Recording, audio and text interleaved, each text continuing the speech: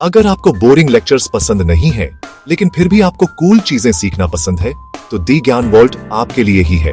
हर दिन हम history, science और करंट इवेंट्स से नए खजाने अनलॉक करते हैं, जिन्हें मजेदार और आसान तरीकों से समझाया जाता है। लाइक, शेयर और सब्सक्राइब करें ताकि आप कभी भी मजे से चूके नहीं। आइए आज की कहानी में गोता लगाए। दोस्तों नमस्ते। ज्ञान वॉल्ट के एक और डीप डाइव एपिसोड में आपका स्वागत है। क्या आपने कभी सोचा है कि हमारे घर के फैन, एसी, कार, बस या एरोप्लेन किस चीज से चलते हैं? ये सभी चीजें और हमारी मॉडर्न जिंदगी की लगभग हर सुविधा एक अदृश्य शक्ति से जुड़ी हुई है। वो शक्ति है एनर्जी, और उस एनर्जी का सबसे बड़ा स्रोत आज भी क्रूड ऑयल यानी कच्चा तेल है। यह तेल सिर्फ गाड़ियों का फ्यूल नहीं है, बल्कि ये हमारी इकोनॉमी का इंजन है। प्लास्टिक से लेकर दवाइयों तक हर जगह इसकी जरूरत पड़ती है। इसके बिना हमारी रोजमर्रा की जिंदगी शायद रुक सी जाएगी। लेकिन दोस्तों, एक सच ये भी है कि भारत अपनी जरूरत का 85% से ज्यादा तेल दूसरे देशों से इंपोर्ट करता है, यानी खरीदता है। यह एक बहुत बड़ी निर्भरता है जो हमारी देश की सुरक्षा, अर्थव्यवस्था और फॉरेन पॉलिसी सब पर गहरा असर डालती है। इसीलिए यह समझना बहुत जरूरी है कि हमारा देश यह अनमोल काला सोना कहां से हासिल करता है। आइए 2025 के इस सफर में हम जानते हैं कि भारत किन किन देशों से तेल खरीदता है, कैसे खरीदता है और क्यों खरीदता है। यह सिर्फ एक ट्रेड की कहानी नहीं, बल्कि डिप्लोमेसी, स्ट्रैटेजी और भविष्य की तैयारी की कहानी है। तो कुर्सी की पेटी बांध लीजिए, क्योंकि हम एक ऐसे सफर पर निकल रहे हैं जो समुद्री जहाजों से लेकर इंटरनेशनल पॉलिटिक्स के कॉरिडोर्स तक जाएगा। हम डिकोड करेंगे भारत के ऑयल इंपोर्ट के कॉम्प्लेक्स वेब को। हम समझेंगे कि कैसे हमारा देश इतनी बड़ी आबादी की एनर्जी नीड्स को पूरा करने के लिए अलग अलग देशों के साथ रिश्ते बनाता है और उन्हें मेंटेन करता है। ये ज्ञान सिर्फ एग्जाम के लिए नहीं, बल्कि एक जागरूक भारतीय नागरिक बनने के लिए जरूरी है। Let's begin. दोस्तों, जब हम भारत के ऑयल इंपोर्ट की बात करते हैं, तो एक देश का नाम सबसे पहले और सबसे ऊपर आता है, इराक। साल 2025 में भी इराक हमारे लिए क्रूड ऑयल का सबसे बड़ा सप्लायर बना हुआ है। यह कोई इत्तेफाक नहीं है, बल्कि इसके पीछे आर्थिक और स्ट्रैटेजिक कारण है। इराक से हम लगभग 1 मिलियन बैरल से भी ज्यादा तेल हर दिन इंपोर्ट करते हैं। आप इमेजिन कर सकते हैं यह कितनी बड़ी मात्रा है। एक बैरल में लगभग 159 लीटर होते हैं, तो रोजाना करोड़ों लीटर कच्चा तेल इराक से भारत के पोर्ट्स पर पहुंचता है। तो सवाल उठता है कि इराक ही क्यों? इसका सबसे बड़ा कारण है कीमत। इराक का तेल, खासकर बसरा लाइट और बसरा हेवी क्रूड, दूसरे देशों के मुकाबले हमें सस्ता पड़ता है। इंटरनेशनल मार्केट में हर $1 की बचत देश के लिए करोड़ों रुपयों की बचत होती है। इसके अलावा इराक का तेल हमारी रिफाइनरीज के लिए टेक्निकल रूप से बहुत सूटेबल है। हमारी रिफाइनरीज इस तरह से डिजाइन की गई हैं कि वो इराकी क्रूड को आसानी से प्रोसेस करके पेट्रोल, डीजल और दूसरे प्रोडक्ट्स में बदल सकती हैं। इस सस्ते और सूटेबल तेल के पीछे एक और फैक्टर है, वो है जियोग्राफी। इराक पर्शियन गल्फ में स्थित है, जहां से समुद्री जहाजों के जरिए तेल भारत तक लाना अमेरिका या अफ्रीका के देशों के मुकाबले ज्यादा आसान और कम समय में हो जाता है। कम दूरी का मतलब है कम ट्रांसपोर्टेशन कॉस्ट, जिससे तेल की ओवरऑल लागत कम रहती है। इसीलिए भारत ने लंबे समय से इराक के साथ अपने तेल के रिश्तों को मजबूत बनाए रखा है। लेकिन दोस्तों, इराक के साथ व्यापार करना हमेशा आसान नहीं रहा। हम सब जानते हैं कि पिछले कुछ दशकों में इराक ने बहुत पॉलिटिकल इंस्टेबिलिटी और युद्ध झेले हैं। इन चैलेंजेस के बावजूद भारत ने एक स्ट्रेटेजिक पार्टनर के तौर पर इराक के साथ अपने संबंध बनाए रखे। हमारी सरकारों ने डिप्लोमेसी के जरिए यह सुनिश्चित किया कि वहां के हालात चाहे जैसे भी हों, भारत को तेल की सप्लाई निर्बाध रूप से मिलती रहे। यह संबंध सिर्फ तेल के लेनदेन तक सीमित नहीं है। भारत इराक के रिकंस्ट्रक्शन में भी एक अहम भूमिका निभा रहा है। भारतीय कंपनीज वहां इंफ्रास्ट्रक्चर प्रोजेक्ट्स में शामिल हैं, यह एक गिव एंड टेक का रिश्ता है, जहां तेल के बदले हम एक्सपर्टीज और सहयोग प्रदान करते हैं। यह दिखाता है कि इंटरनेशनल रिलेशंस में एनर्जी सिक्योरिटी कैसे दो देशों को एक दूसरे के करीब ला सकती है। तो 2025 में इराक सिर्फ हमारा टॉप ऑयल सप्लायर ही नहीं, बल्कि एक अहम स्ट्रेटेजिक पार्टनर है। इस देश से आने वाला तेल भारत की एनर्जी सिक्योरिटी की रीढ़ की हड्डी है। हमारी गाड़ियों से लेकर फैक्ट्रीज तक सबको चलाने में इराक से आए तेल का एक बहुत बड़ा योगदान है, जिसे हम अक्सर नजरअंदाज कर देते हैं। दोस्तों, इराक के बाद अगर कोई देश भारत की एनर्जी सिक्योरिटी में सबसे अहम स्थान रखता है तो वो है सऊदी अरेबिया। सऊदी अरेबिया सिर्फ एक तेल बेचने वाला देश नहीं, बल्कि पिछले कई दशकों से भारत का एक अटूट और भरोसेमंद मित्र रहा है। 2025 में हम सऊदी अरेबिया से लगभग 7 लाख बैरल तेल हर दिन इंपोर्ट कर रहे हैं। यह आंकड़ा इस देश के साथ हमारे गहरे रिश्तों की गवाही देता है। सऊदी अरेबिया दुनिया का सबसे बड़ा ऑयल एक्सपोर्टर है और इसकी स्थिरता हमारे लिए बहुत मायने रखती है। सऊदी अरेबिया की सबसे बड़ी ताकत है उनकी state owned oil company Aramco. दोस्तों, अरामको सिर्फ एक कंपनी नहीं, ये एक ग्लोबल एनर्जी पावर हाउस है। यह दुनिया के सबसे बड़े ऑयल प्रोड्यूसर्स में से एक है और इसके पास विशाल तेल के भंडार हैं। जब भी दुनिया में कहीं तेल की सप्लाई में कमी आती है या कोई क्राइसिस होता है तो सबकी नजरें सऊदी अरेबिया पर टिक जाती हैं। उनके पास स्विंग कैपेसिटी है, यानी वो जरूरत पड़ने पर अपना प्रोडक्शन तेजी से बढ़ा सकते हैं, जिससे मार्केट में स्थिरता आती है।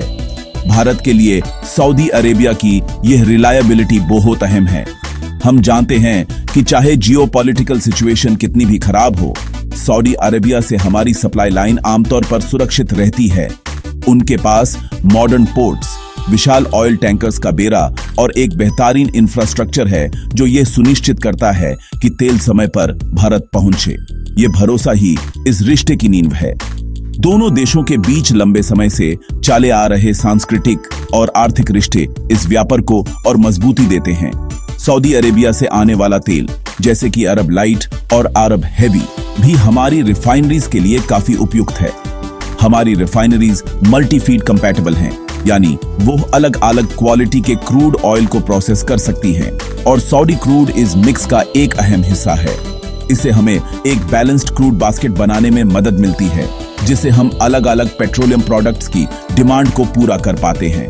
इसके अलावा दोस्तों, यह रिश्ता अब सिर्फ बायर सेलर का नहीं रह गया है।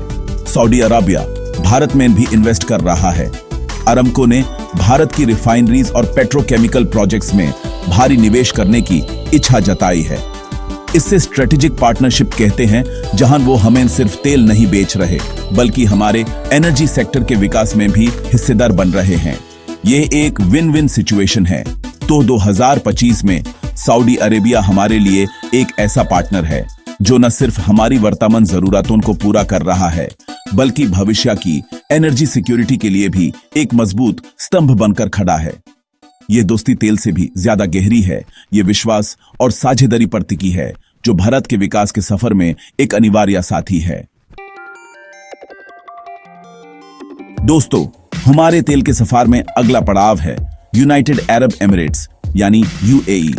यूएई भी हमारे लिए एक बेहद अहम देश है, जो सिर्फ एक ऑयल सप्लायर नहीं, बल्कि एक गहरा दोस्त और ट्रेडिंग पार्टनर है। 2025 में भारत यूएई से लगभग 4 लाख से 5 लाख बैरल तेल हर दिन खरीद रहा है। ये आंकड़ा यूएई को हमारे टॉप ऑयल सप्लायर्स की लिस्ट में एक खास जगह देता है। लेकिन यूएई के केस में सिर्फ तेल की मात्रा ही नहीं, बल्कि लेने की सहूलियत भी बहुत अहम है। यूएई से तेल लेना भारत के लिए बहुत आसान है। इसका सबसे बड़ा कारण है जियोग्राफिकल प्रॉक्सिमिटी, यानी भूगोलिक निकटता। यूएई भारत के पश्चिमी तट से बहुत करीब है। इसका मतलब है कि वहां से चले ऑयल टैंकर्स को भारत के पोर्ट्स तक पहुंचने में बहुत कम समय लगता है। कम समय यानी कम ट्रांसपोर्टेशन कॉस्ट और सप्लाई चेन में ज्यादा एफिशिएंसी। अगर कभी अचानक से तेल की जरूरत पड़ जाए तो यूएई से सप्लाई मंगवाना सबसे तेज विकल्पों में से एक है। इसके अलावा भारत और यूएई के बीच के रिश्ते पिछले कुछ सालों में एक अलग ही स्टार पर पहुंचे हैं। हमने यूएई के साथ कॉम्प्रिहेंसिव इकोनॉमिक पार्टनरशिप एग्रीमेंट यानी सीपा साइन किया है। इस समझौते ने दोनों देशों के बीच व्यापार को और भी आसान बना दिया है। इसमें एनर्जी सेक्टर, खासकर तेल का लेन देन, एक बहुत ही महत्वपूर्ण स्तंभ है। यह दोस्ती अब सिर्फ सरकारी स्तर पर नहीं बल्कि बिजनेस टू बिजनेस और पीपल टू पीपल लेवल पर भी बहुत मजबूत है। एक और खास बात है दोस्तों, यूएई ने भारत को अपने स्ट्रेटेजिक पेट्रोलियम रिजर्व्स में तेल स्टोर करने की सुविधा भी दी है। मंगलोर में स्थित हमारे स्ट्रेटेजिक रिजर्व में Abu Dhabi national oil company यानी एडनोसी ने अपना तेल स्टोर किया है। इसका फायदा यह है कि अचानक जरूरत पड़ने पर हमें विदेश से तेल आने का इंतजार नहीं करना पड़ेगा। हम इस रिजर्व से तेल निकाल कर इस्तेमाल कर सकते हैं। यह भारत की एनर्जी सिक्योरिटी के लिए एक मास्टर स्ट्रोक है। यूएई से हम मुर्बन क्रूड जैसे high quality light crude oil import करते हैं। यह तेल हमारी रिफाइनरीज के लिए बहुत अच्छा माना जाता है और इससे पेट्रोल और एविएशन टरबाइन फ्यूल जैसे हाई वैल्यू प्रोडक्ट्स बनाना आसान होता है। एडनोसी, जो यूएई की नेशनल ऑयल कंपनी है, एक बहुत ही प्रोफेशनल और रिलायबल सप्लायर मानी जाती है, जिसके साथ काम करना भारतीय कंपनीज के लिए आसान होता है। तो 2025 में जब हम यूएई को देखते हैं तो हमें सिर्फ एक ऑयल सप्लायर नहीं दिखता, हमें एक ऐसा स्ट्रैटेजिक पार्टनर दिखता है जिसके साथ हमारे आर्थिक, राजनीतिक और सांस्कृतिक रिश्ते बहुत गहरे हैं। तेल इस दोस्ती का एक अहम हिस्सा है जो दोनों देशों को विकास की राह पर आगे बढ़ने में मदद कर रहा है। यूएई भारत के लिए सिर्फ एक सप्लायर नहीं बल्कि एक ऑल वेदर फ्रेंड है। दोस्तों, अब हम बात करते हैं एक ऐसे देश की जो आकार में भले ही छोटा हो लेकिन भारत की एनर्जी सिक्योरिटी में इसका योगदान बहुत बड़ा है। मैं बात कर रहा हूं कुवैत की। पर्शियन गल्फ में स्थित यह छोटा सा देश दुनिया के सबसे बड़े तेल भंडारों में से एक पर बैठा है। 2025 में भी कुवैत हमारे लिए एक स्थिर और महत्वपूर्ण तेल का स्रोत बना हुआ है। हम कुवैत से लगभग 2,50,000 से 3 लाख बैरल तेल हर दिन इंपोर्ट करते हैं। कुवैत के साथ भारत के रिश्ते बहुत पुराने और ऐतिहासिक हैं। वहां एक बड़ी संख्या में भारतीय समुदाय रहता है जो दोनों देशों के बीच एक मजबूत पुल का काम करता है। यह गहरे रिश्ते तेल के व्यापार में भी झलकते हैं। कुवैत पेट्रोलियम कॉरपोरेशन, जो वहां की सरकारी तेल कंपनी है, भारत की सरकारी ऑयल कंपनीज जैसे इंडियन ऑयल, बीपीसीएल और एचपीसीएल के साथ लंबे समय के कॉन्ट्रैक्ट्स रखती है। यह लॉन्ग टर्म कॉन्ट्रैक्ट्स हमें कीमत में उतार चढ़ाव से बचाते हैं और एक निश्चित सप्लाई की गारंटी देते हैं। कुवैत का तेल, जिसे कुवैत एक्सपोर्ट क्रूड के नाम से जाना जाता है, हमारे लिए खास तौर पर उपयोगी है। इसकी एक वजह है कि यह तेल भारत के पूर्वी तट पर स्थित रिफाइनरीज के लिए अक्सर भेजा जाता है। हमारी रिफाइनरीज जैसे कि पारादीप, हल्दिया और चेन्नई कुवैती क्रूड को प्रोसेस करने के लिए अच्छी तरह से इक्विप्ड हैं। इससे हमारी देशव्यापी सप्लाई चेन में एक संतुलन बना रहता है, जहां पश्चिमी तट मिडिल ईस्ट के दूसरे देशों से और पूर्वी तट कुवैत जैसे देशों से तेल प्राप्त करता है। दोस्तों, कुवैत की एक और खासियत है उनकी रिलायबिलिटी। एक छोटा और स्थिर देश होने के नाते वहां से तेल की सप्लाई में रुकावट आने की संभावना कम रहती है। उनका पूरा ध्यान अपनी इकोनॉमी को चलाने के लिए तेल के उत्पादन और निर्यात पर केंद्रित रहता है। इस वजह से भारत जैसे बड़े खरीदार के लिए कुवैत एक भरोसेमंद साथी बन जाता है। हमारी ऑयल कंपनीज और केपीसी के बीच सालों से बना विश्वास इस व्यापार को और भी सरल बनाता है। इसके अलावा कुवैत ने भारत में डाउनस्ट्रीम प्रोजेक्ट्स जैसे कि पेट्रोकेमिकल प्लांट्स और रिफाइनरीज में निवेश करने में भी रुचि दिखाई है। यह स्ट्रेटेजिक अलाइनमेंट दिखाता है कि कुवैत भारत को सिर्फ एक ग्राहक के रूप में नहीं बल्कि एक लॉन्ग टर्म पार्टनर के रूप में देखता है। वो जानते हैं कि भारत दुनिया की सबसे तेजी से बढ़ती हुई इकोनॉमीज में से एक है और यहां एनर्जी की मांग भविष्य में भी बढ़ती रहेगी। तो 2025 में कुवैत का महत्व कम नहीं हुआ है। भले ही ये हमारा सबसे बड़ा सप्लायर ना हो, लेकिन ये हमारी डाइवर्सिफिकेशन स्ट्रेटेजी का एक अहम हिस्सा है। एक छोटा देश जो स्थिर सप्लाई, स्ट्रेटेजिक लोकेशन और लंबे समय के रिश्तों के साथ भारत की एनर्जी नीड्स को पूरा करने में एक शांत लेकिन महत्वपूर्ण भूमिका निभा रहा है। दोस्तों, अब तक हमने मिडिल ईस्ट के हमारे ट्रेडिशनल पार्टनर्स की बात की, लेकिन 2025 के इस नए दौर में भारत की ऑयल डिप्लोमेसी ने एक नई करवात ली है। हमारे तेल के नक्शे पर एक नया लेकिन बहुत ही शक्तिशाली देश उभार कर आया है, यूनाइटेड स्टेट्स ऑफ अमेरिका। जी हां, यूएसए, जो कभी दुनिया का सबसे बड़ा ऑयल इंपोर्टर हुआ करता था, अब शेल रेवोल्यूशन के बाद दुनिया के टॉप ऑयल प्रोड्यूसर्स में से एक बन गया है और भारत इस नए अवसर का भरपूर लाभ उठा रहा है। 2025 में भारत यूएसए से लगभग 2 लाख से 3 लाख बैरल तेल हर दिन खरीद रहा है। यह आंकड़ा शायद अभी इराक या सऊदी अरबिया जितना बड़ा ना लगे, लेकिन इसकी स्ट्रेटेजिक अहमियत बहुत ज्यादा है। यूएसए से तेल इंपोर्ट करना हमारी डाइवर्सिफिकेशन यानी विविधता की नीति का सबसे बड़ा प्रमाण है। यह हमारी मिडिल ईस्ट पर निर्भरता को कम करता है। अगर कभी मिडिल ईस्ट में कोई तनाव या संकट पैदा होता है तो यूएसए से आने वाली सप्लाई हमारे लिए एक कुशन का काम करती है। यूएसए से जो तेल हम खरीदते हैं वो आमतौर पर बहुत हाई क्वालिटी का होता है। इसे लाइट स्वीट क्रूड कहा जाता है। लाइट का मतलब है कि इसकी डेंसिटी कम होती है और स्वीट का मतलब है कि इसमें सल्फर की मात्रा कम होती है। इस तरह का तेल रिफाइनरीज के लिए एक सपने जैसा होता है। इससे प्रोसेस करना आसान होता है, पोल्यूशन कम होता है और इससे गैसोलीन यानी पेट्रोल और डीजल जैसे हाई वैल्यू प्रोडक्ट्स ज्यादा मात्रा में निकालते हैं। इसलिए भले ही ये थोड़ा महंगा पड़े, इसकी क्वालिटी इसकी कीमत को जस्टिफाई करती है।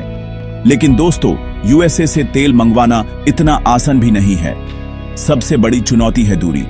अमेरिका से एक ऑयल टैंकर को भारत आने में 40 से 50 दिन लग सकते हैं, जबकि मिडिल ईस्ट से यह सफर 7 से 10 दिन में पूरा हो जाता है। लंबी दूरी का मतलब है ज्यादा फ्रेट कॉस्ट यानी भाड़ा। इसके बावजूद भारत ये कॉस्ट उठाने को तैयार है क्योंकि इसके स्ट्रैटेजिक फायदे बहुत हैं। भारत और यूएसए के बीच बढ़ते स्ट्रैटेजिक संबंध, जिसमें डिफेंस और टेक्नोलॉजी शामिल है, इस एनर्जी ट्रेड को और भी बढ़ावा दे रहे हैं।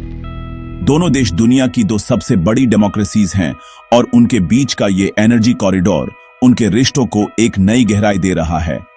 ये सिर्फ एक कमर्शियल डील नहीं है, ये एक जियोपॉलिटिकल स्टेटमेंट भी है। तो 2025 में यूएसए हमारे लिए एक डोर का साथी जरूर है, लेकिन एक बहुत ही उपयोगी साथी है। ये हमें बेहतर क्वालिटी का तेल देता है, हमारी सप्लाई सोर्सेज को डाइवर्सिफाई करता है और हमें जियोपॉलिटिकल फ्लेक्सिबिलिटी प्रदान करता है। यह नया अध्याय भारत की बदलती और आत्मनिर्भर विदेश नीति का प्रतीक है।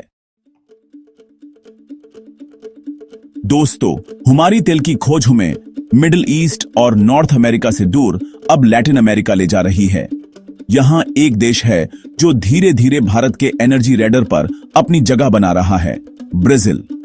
2025 तक भारत ने ब्राजील से भी तेल इंपोर्ट करना शुरू कर दिया है।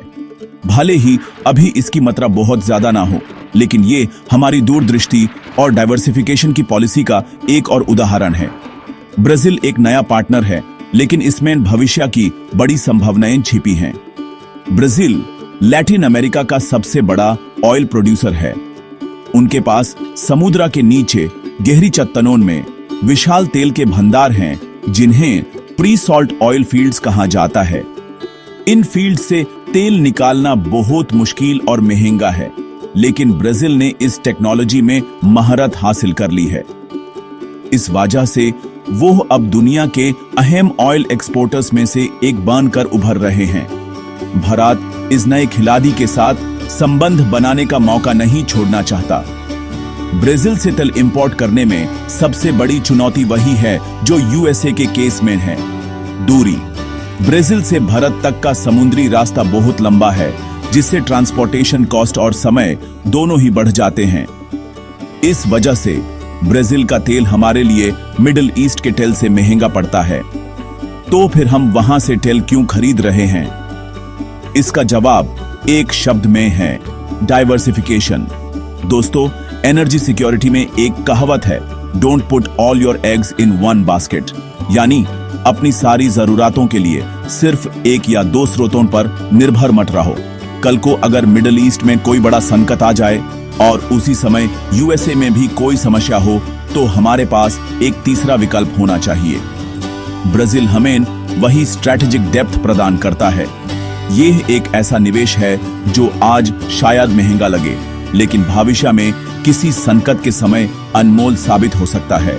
इसके अलावा भारत और ब्राजील दोनों ब्रिक्स देश हैं, दोनों विकासशील देश हैं और ग्लोबल स्टेज पर उनके हित काफी मिलते जुलते हैं।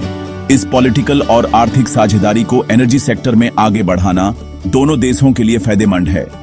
ये साउथ साउथ कोऑपरेशन का एक बेहतरीन उदाहरण है, जहां विकासशील देश आपस में मिलकर अपनी जरूरतों को पूरा कर रहे हैं। तो 2025 में ब्राजील हमारे लिए एक उभरता हुआ पार्टनर है। ये हमारी इंपोर्ट बास्केट में एक नया रंग जोड़ता है। भले ही अभी कॉस्ट एक फैक्टर हो, लेकिन स्ट्रैटेजिक रूप से ब्राजील के साथ एनर्जी संबंध बनाना भविष्य के लिए एक समझदारी भरा कदम है। ये दिखाता है कि भारत की एनर्जी पॉलिसी कितनी डायनामिक है और हम दुनिया के हर कोने में अवसर तलाश रहे हैं। दोस्तों, हमारे तेल के इस विश्व भ्रमण के आखिरी पड़ाव पर हम कुछ और देशों पर नजर डालेंगे जो भारत के लिए अल्टरनेट सोर्सेज के रूप में उभर रहे हैं। ये देश हैं मेक्सिको, कोलंबिया और गुयाना, सभी लैटिन अमेरिका से। 2025 में इन देशों से हमारा इंपोर्ट शायद बहुत ज्यादा ना हो, लेकिन इनकी स्ट्रेटेजिक वैल्यू को कम नहीं समझा जा सकता। ये हमारी प्लान सी या प्लान डी का हिस्सा हैं, जो जरूरत पड़ने पर काम आते हैं। मेक्सिको, जो कि एक समय में एक बड़ा ऑयल एक्सपोर्टर था, अब अपने प्रोडक्शन को मेंटेन करने के लिए संघर्ष कर रहा है, लेकिन उनके पास अभी भी माया और इस्थमुस जैसे हेवी क्रूड ऑयल के भंडार हैं, जो हमारी कुछ रिफाइनरीज के लिए उपयुक्त हैं। कभी कभी जब मार्केट कंडीशंस अनुकूल होती हैं, तो भारतीय रिफाइनरीज मेक्सिको से तेल खरीदती हैं। यह रेगुलर नहीं होता, लेकिन यह एक विकल्प के रूप में हमेशा मौजूद रहता है। कोलंबिया भी एक और लैटिन अमेरिकन देश है जहां से भारत ने समय समय पर तेल खरीदा है। कोलंबिया का वास्कोनिया क्रूड ऑयल अपनी क्वालिटी के लिए जाना जाता है। जब हमें अपनी क्रूड बास्केट को बैलेंस करना होता है या किसी खास क्वालिटी के तेल की जरूरत होती है, तो कोलंबिया एक अच्छा ऑप्शन बन जाता है। इन देशों के साथ स्पॉट मार्केट में डील्स की जाती हैं, यानी जब जरूरत हो तब खरीद लिया। लेकिन दोस्तों, इस ग्रुप में सबसे एक्साइटिंग नाम है गुयाना। गुयाना एक छोटा सा साउथ अमेरिकन देश है, जिसके समुद्र तट पर हाल ही में तेल के विशाल भंडार मिले हैं। ये दुनिया की सबसे नई और सबसे बड़ी ऑयल डिस्कवरीज में से एक है। 2025 तक गुयाना का प्रोडक्शन तेजी से बढ़ रहा है और वो दुनिया के नए ऑयल हॉटस्पॉट्स में से एक बन गया है। भारत इस नए अवसर पर गहरी नजर रखे हुए है। गुयाना के साथ संबंध बनाने में भारत के लिए एक और फायदा है, वहां की बड़ी भारतीय मूल की आबादी। ये सांस्कृतिक कनेक्ट दोनों देशों के बीच व्यापारिक रिश्ते बनाने में मदद करता है। हमारी सरकारी कंपनीज जैसे ONGC विदेश लेटर गुयाना के एक्सप्लोरेशन और प्रोडक्शन में भी हिस्सा लेने की कोशिश कर रही हैं। ये हमें सिर्फ एक खरीदार नहीं, बल्कि एक पार्टनर बनाता है। तो ये देश मेक्सिको, कोलंबिया और खासकर गुयाना हमारी डाइवर्सिफिकेशन स्ट्रेटजी को और गहराई देते हैं। इनका योगदान भले ही अभी बैरल पर डे में कम दिखे, लेकिन इनकी अहमियत तब समझ आती है जब हमारे प्राइमरी सप्लायर्स जैसे मिडिल ईस्ट से किसी भी कारण से सप्लाई धीमी पड़ जाती है। ये देश हमारे लिए एक सुरक्षा जाल का काम करते हैं, जो सुनिश्चित करते हैं कि भारत की एनर्जी की आग कभी बुझने न पाए।